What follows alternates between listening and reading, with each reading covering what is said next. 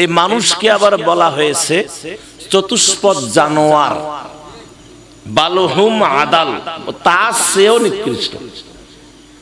পেছনে হুজুরেরা আছেন, কি কথা ঠিক কিনা? চতুষ্পদ জানোয়ারের চাইতেও নিকৃষ্ট।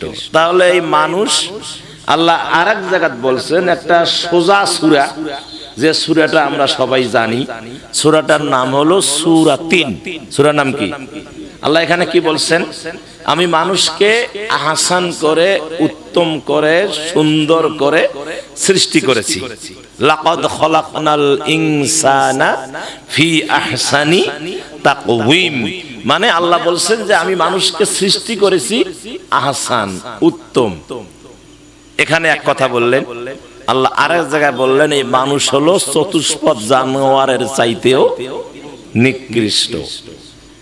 কারণ আছে, মানুষকে আল্লাহ বানাইছেন কিসের জন্য?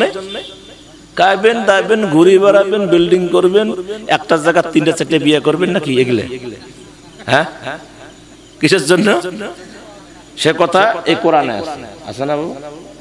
কি জন্য আল্লাহ বানাইছেন সে কথাও কোরআনে আছে।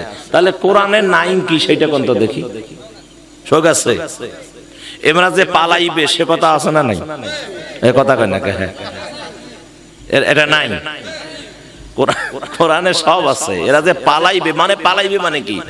যারা তাকাব্বরি করবে, অহংকার করবে, জুলুম করবে, জনগণের প্রতি অত্যাচার করবে, কোরআনের আইন মানবে না, আলেমদেরকে সম্মান করবে না, আলেমদেরকে অপমান করবে, পাখির মতো গুলি করে মারবে, যারা তাকাব্বরি করবে, অহংকার করবে, জেনার রাজত্ব কায়েম করবে, অর্থ পাচারের রাজত্ব কায়েম করবে, কোরআনের কথা হলো এরা যতই শক্তিশালী হোক এদের পতন হবে। কথা বলেন। নমরুদের শক্তি কিন্তু কম ছিল না, ফেরাউনের শক্তি কম ছিল না, সাজ্জাদের শক্তি কম ছিল না, সম্রাট আকবরের শক্তি কম ছিল না। আজ তারা কোথায়? আজ তারা কোথায়? আজকে তাদের নামটা নিতেও ধিক্কারের সাথে নিতে হয়, বলতে হয় কাফের, বলতে হয় বদমাশ ছিল, খারাপ ছিল, তারপর অত্যাচারিত ছিল। এগুলো শব্দ আমাদেরকে ইউজ করতে হয়।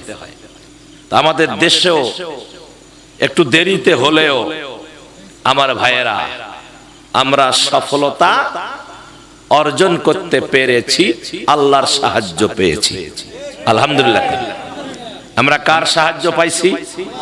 আল্লাহর সাহায্য পাইছি। বিজয় কিন্তু এখনো পাই নাই। কি বিজয় পাইছেন? সাহায্য পাইছেন। আল্লাহ পাক বলছেন ওয়াকানা হাক্কান আলাইনা নাসরুল মুমিনিন। সাহায্য কার? আল্লাহর। কারে করবেন? মুমিনদেরকে। যারা মজলুম, যাদের উপর জুলুম করা হয় তারা মুমিন, তারা ঈমানদার। আর জুলুম যারা করে এরা হচ্ছে আল্লাহর লানত প্রাপ্ত, এরা হচ্ছে চতুষ্পদ জানোয়ারের চাইতেও খারাপ। কথা বলে। সম্মানিত মুসলমানেরা,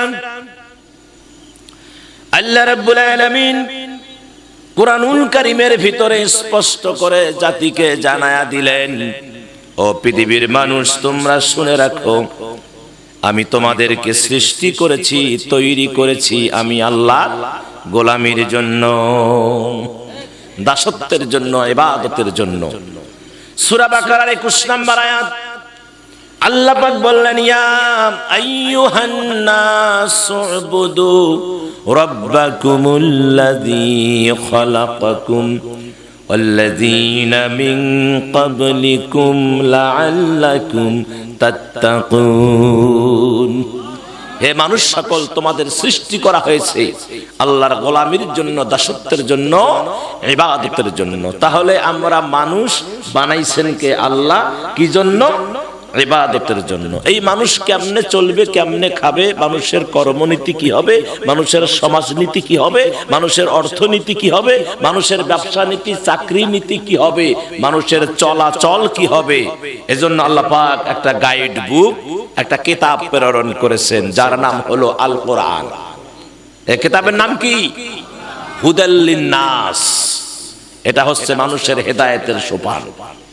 কোরআন হচ্ছে গোটা জাতির জন্য মুক্তির সোপান, কোরআন হচ্ছে গোটা জাতির জন্য নেয়ামত। সুবহানাল্লাহ। তাহলে ভাইয়েরা, একটা সংকটময় জায়গা থেকে আমরা সাহায্য পেয়েছি, ঠিক কিনা? এখন আমাদেরকে এই সাহায্যকে লালন করে, হৃদয়ে বুকে লালন করে আমাদেরকে কাঙ্ক্ষিত বিজয়কে ছিনিয়ে আনতে হবে।